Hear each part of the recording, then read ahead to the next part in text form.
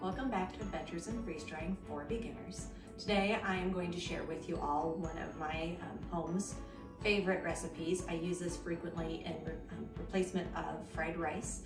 It is quinoa with riced cauliflower and some diced veggies.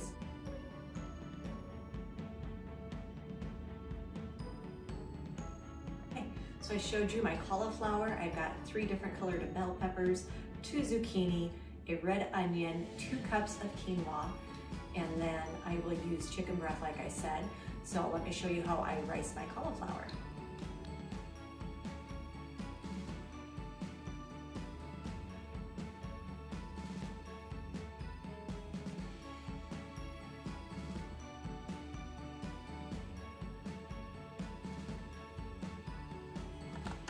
As you can see, this is a nice fine texture, similar to rice. And I'm going to set this aside as we continue on. Once I have my cauliflower riced, I'm going to go ahead and get my quinoa cooking. I do a 1-to-2 ratio, so it's going to be 2 cups of quinoa to 4 cups of chicken broth. And I'll get that started to a good boil on the stove, and then I'll turn it down to simmer. And as I get this, once this is started on the stove, I'll start chopping the rest of my veggies for my recipe.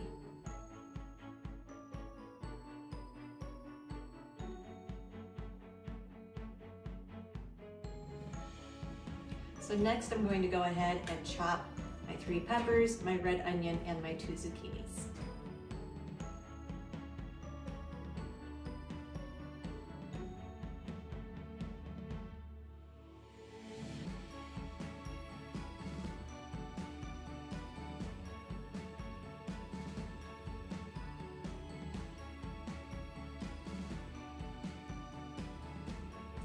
Now that I'm done dicing up all my veggies, we're going to go ahead and get those cooked, and then we'll add the riced cauliflower to them and get the quinoa going.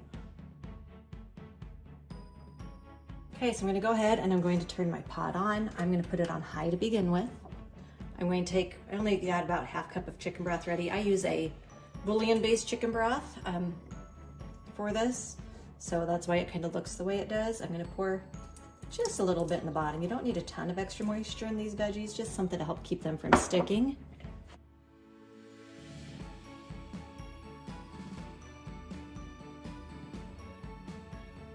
Okay, so my veggies are hot clear through, and this is fresh. I like them a little crisper. So I'm going to go ahead and add my cauliflower right now.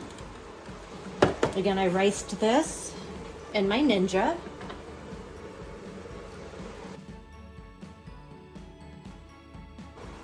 Now that you've added the riced cauliflower, you want to get that stirred in. You don't want this in here for more than a couple of minutes once you get it all stirred through.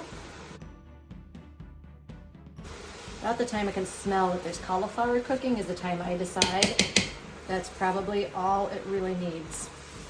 So it looks like my quinoa is cooked. If anything, it's actually starting to stick to the bottom because I don't have much moisture left in here.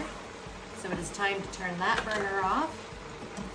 Get that added. I'm going to turn this burner off, and then I just dump my quinoa in with this.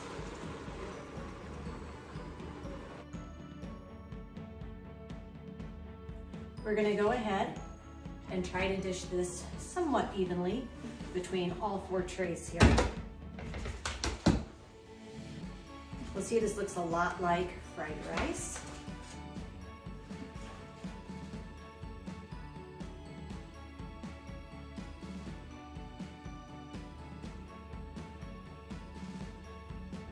I'm going to freeze this before I put it in my freeze dryer. I'm going to give it a full 12 to 24 hours to freeze solid before putting it in the freeze dryer. I like these because of the stackers. So when you put stuff in the freezer, it stacks on top of itself really nicely, stays solid, makes it easy to carry upstairs. This isn't liquid. So I'll get all 4 of those covered and in my freezer, and then we'll see you at the freeze dryer once this is frozen. I turned my freeze dryer on a little while ago because I'm putting frozen food in from my deep freeze. I do like to get Olaf down below freezing before I put food in. So we'll go to that here in just a second. Before I cut back to you, I'm going to make sure that drain valve is closed so I'm ready to turn my machine on.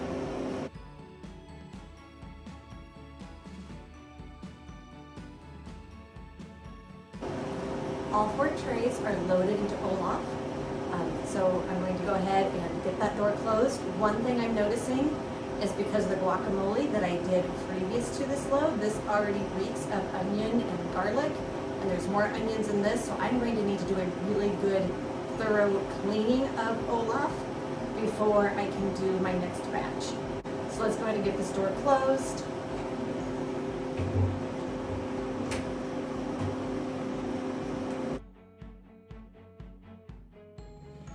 It appears the load of quinoa, rice, cauliflower, and veggies is done.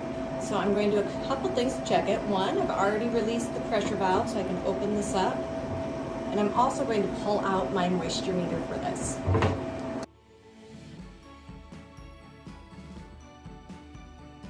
I'm back in my kitchen, and the first thing I'm going to do is I'm going to jar some of this up. I like this enough that it'd be an easy thing for me to keep at work. So if I don't have something to bring for lunch that day, I've got something in a jar that I can just add some boiling water to and have a pretty healthy lunch for myself. One thing I've noticed before is that this is very much like, I would say, crumbly styrofoam. And so I'm going to try to just take some pieces out of here and kind of crumble them up into my jar.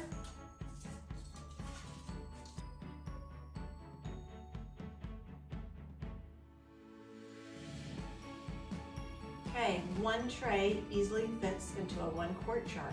So I'm going to go ahead and put my lid on there and seal that up. This is not going to be long term. I would expect that I will have this gone probably within the month, so I'm not going to put anything in there with this at this time with that sealed up tight, and that's going to be lunch for work. Before I try to dump the tray in here, I think I am going to use my fork and break this up a little bit so that way it'll go right into my food funnel and into my bag.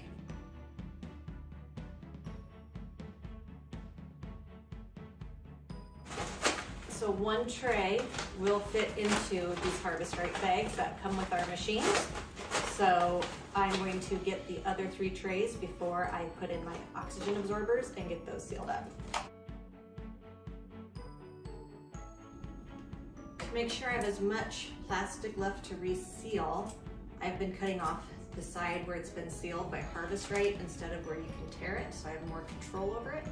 So I'm just going to cut right next to the seal.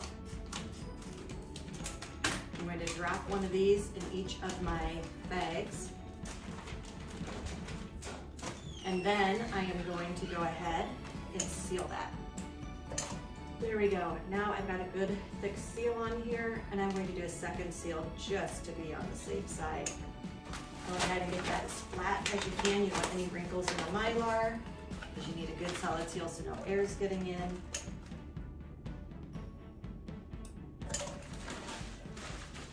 I'm feeling that it feels sealed. I'm looking at the top, it's sealed, so I'm going to do that to my other 2.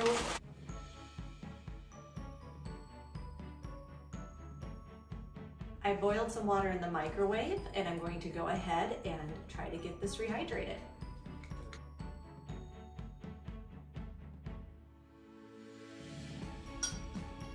Not only does it smell fantastic, hopefully it tastes as good as it smells.